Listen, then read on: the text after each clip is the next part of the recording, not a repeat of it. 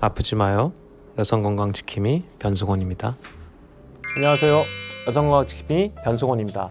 제가 그동안 지난 겨울, 올 봄 해서 많은 만성 골반통 환자들, 그리고 특히 신부정후 내막증하고 골반 우려를 증후군 환자들을 많이 만나서 치료하고 치료 후에도 외래에서 관리하고 있는데, 이런 환자들을 볼 때마다 가끔씩 이 환자들이 좀 일찍 오셨으면은, 일찍 와서 자기 병이 무엇인지 알고 잘 지냈으면은 그동안 많은 시간들을 좀 허비하지 않고 치료받아서 좋은 삶을 살 수 있지 않았을까 하는 안타까움이 좀 있었습니다. 그래서 이분들이 어떻게 해서 병원에 오게 됐으며 어떠한 내적 갈등 혹은 고민을 하고 수술을 결정 혹은 치료를 결정하게 되는지에 대해서 조금 알려드리면, 여러분들이 내가 갖고 있는 질병에 대해서 어떻게 어프로치할 수 있을지에 대해서 좋은 가이드를 줄 수 있을 것 같아서 몇 가지 사례를 알려드리려고 합니다.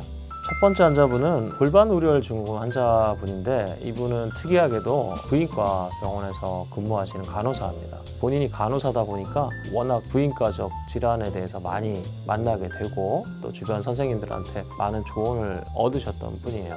그래도 다행히도 지속적으로 복통이 있어서 응급실도 오고 힘들어 했는데, 가까운 선생님이 이러이러한 질환일 수 있으니 큰 병원에 한번 가보세요, 이렇게 얘기하셨던 것 같아요. 근데 의료인인데도 불구하고 이분은 그래도 자신의 몸을 잘 관리한다고 생각을 했었던 거예요. 근데 그럼에도 불구하고 그 통증의 원인을 찾지 못했던 거예요. 그냥 보통 일반적으로 부인과 가면은 근종이 있네요, 난저 혹이 있네요, 뭐 요 정도가 있으면 그나마 그것 때문에 아플 수 있네요, 이렇게 얘기를 많이들 하세요. 근데 사실 그게 그것 때문에 통증 극심하게 응급실로 갈 정도의 통증은 발생하지 않죠. 그래서 이분이 저한테 오셨는데, 여러 번 저희 병원 응급실로 오셔서 복통으로 치료를 받았던 분이 있습니다. 근데 뭐 CT를 찍어봐도 뭐 특별히 보이는 게 없죠. 보통은 맹장염이라든지 급성 장마비 등이 왔을 경우에 보통 통증이 있는데, 그런 것도 아니었던 거죠. 근데 이분은 특징적인 게, 제가 앞서 설명드렸던 것처럼 제왕절개, 출산 후에 통증이 심해지는 양상이었습니다.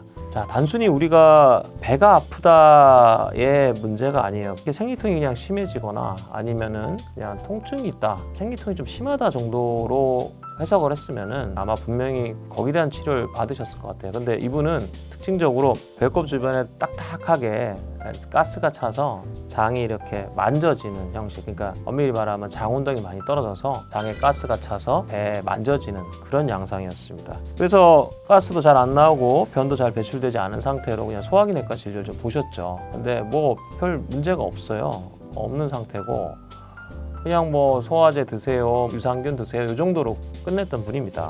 또한 이분은 또 허리 통증이 있었어요. 보통 우리가 디스크라고 얘기하잖아요, 그죠? 디스크. 물론 디스크가 있어서 허리 통증이 생길 수는 있지만, 그냥 운동을 열심히 하고 뭐 움직이고 해서 생기는 그런 통증하고 좀 틀려요. 이거는 그냥 우리가 밥을 먹고 갑자기 막 달리기를 한다든지 그럴 때, 그리고 이제 남자분들 같은 경우는 이렇게 낭심이 딱 차였을 때, 그때 거의 그 낭심부터 시작해서 허리, 옆구리까지 쫙 뻗친 통증이 있습니다. 약간 그런 통증을 허리 통증으로 보통 착각하는 경우도 있습니다.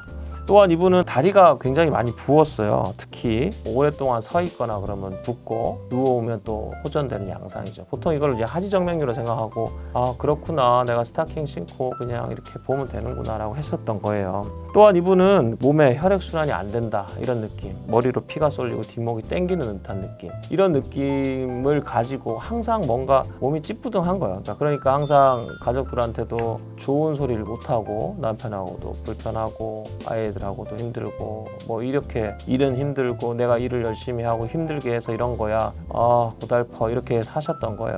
자, 그래서 제가 CT상에서 골반 왼쪽 난소 정맥이 늘어나 있는 골반 우려열 증후군이 의심이 되어서 제가 하지 정맥류에도 쓰는 약이지만 정맥 순환을 개선하는 약을 드렸습니다. 그랬더니 딱 일주일 뒤에 오셔가지고 제가 말씀드렸던 그 5가지의 모든 증상들이 모두 다 없었다는 거예요. 너무 신기하다는 거예요. 첫 번째, 장 운동이 너무 안 돼서 가스가 차서 배가 튀어나오는 이런 현상들이 완전히 다 풀려가지고 변도 잘 보고 숙변까지 다 나왔다는 느낌으로 얘기하셨고, 그다음에 그렇게 날 괴롭혔던 하지부종과 허리 통증이 좋아지고, 또 우리 소화도 잘 되고 통증도 없어지니 감정 변화도 굉장히 스테이블해져서 굉장히 편하다고 하십니다 지금. 그래서 이제 약을 계속 먹을 수는 없으니 이제 수술을 계획을 하고 싶다라는 얘기를 하셨고, 아직은 천천히 지금 약물 치료를 하면서 보고 있습니다. 제가 이따 말씀드리겠지만 사실 뭐 수술, 약물 치료 이것만 가지고 모든 걸 해결할 수는 없고요. 결국은 이 통증에 대한 본인의 마음의 해석이 굉장히 중요하다는 얘기를 좀 드리고 싶습니다. 우리가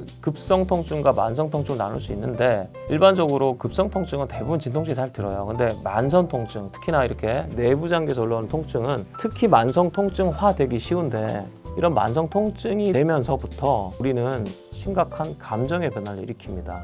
그런 감정의 변화를 일으키는 머릿속 기전은 이미 다 밝혀져 있고요. 따라서 본인 스스로 그 감정을 컨트롤하지 못하면 통증, 만성 통증에 대한 뭔가 원인이 해결됐다 하더라도 그 이후에 일어날 수 있는 통증의 재발을 잘 막을 수가 없어요. 그래서 이런 치료뿐만 아니라 본인의 감정을 잘 다스릴 수 있는 그런 일명 내면 소통이라는 말을 씁니다.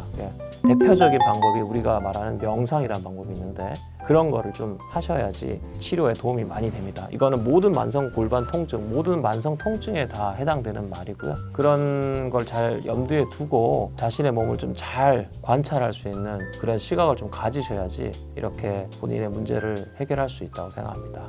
아프지 마요. 여성건강지킴이 변승원입니다.